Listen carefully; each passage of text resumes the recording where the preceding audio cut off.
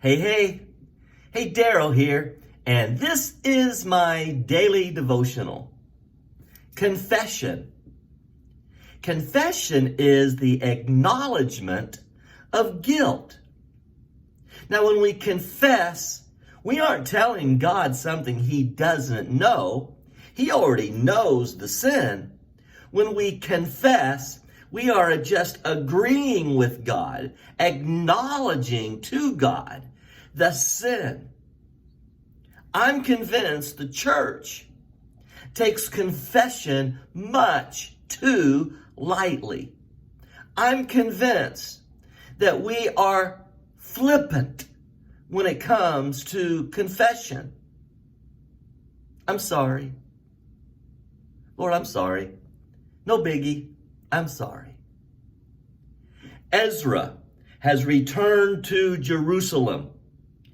After 80 years, they've been coming back slowly from the Babylonian Empire, and 80 years after they started that return, Ezra comes home. Ezra learns that the people of God have been intermarrying with people they shouldn't have been marrying. He says it this way in Ezra chapter 9 at verse 2. They have taken some of their daughters as wives for themselves and their sons, and have mingled the holy race with the peoples around them. And the leaders and officials have led the way in this unfaithfulness. When he hears this, he does not go to God and say, "Oh God, we messed up. Sorry about that." I want you to know this sample of confession recorded in the book of Ezra. Verse 3. This is Ezra. When I heard this, I tore my tunic and cloak, pulled hair from my head and beard, and sat down appalled. Then everyone who trembled at the words of the God of Israel gathered around me because of this unfaithfulness of the exiles. And I sat there appalled until the evening sacrifice. Then at the evening sacrifice, I rose from my self-abasement with my tunic and cloak torn, and fell on my knees with hands spread out to the Lord my God and prayed.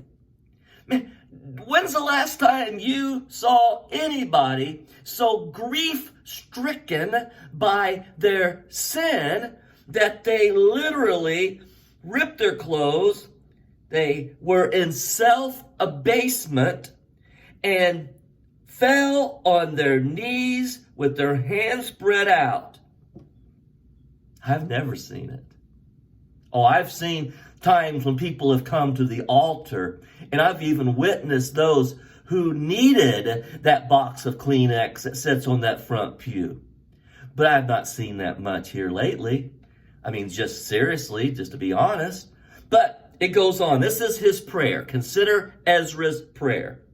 Oh my God, I am too ashamed and disgraced to lift up my face to you, my God, because our sins are higher than our heads and our guilt has reached to the heavens.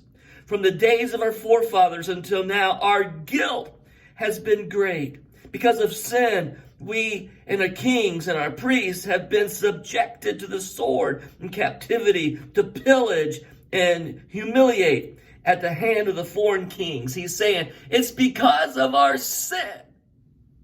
God, I'm so sorry. It's because of our sin that we were dragged off into this Babylonian captivity. And his prayer continues. Then we pick it up at chapter 10 at verse 1. While Ezra was praying and confessing and weeping and throwing himself down before the house of God, a large crowd of Israelites, men, women, and children, gathered around him. They too wept bitterly. Folks, that caused a revival in the people of God. God bless you. Good day.